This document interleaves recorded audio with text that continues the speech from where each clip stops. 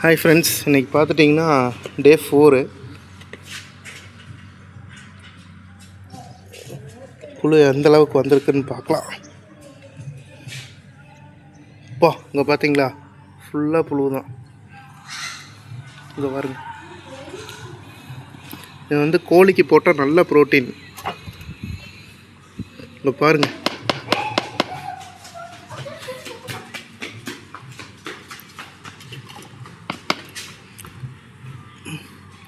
நாட்டுக்கோழிக்கு அடைச்சி வச்சு வளர்த்துறவங்களுக்கு ஓகே. அந்த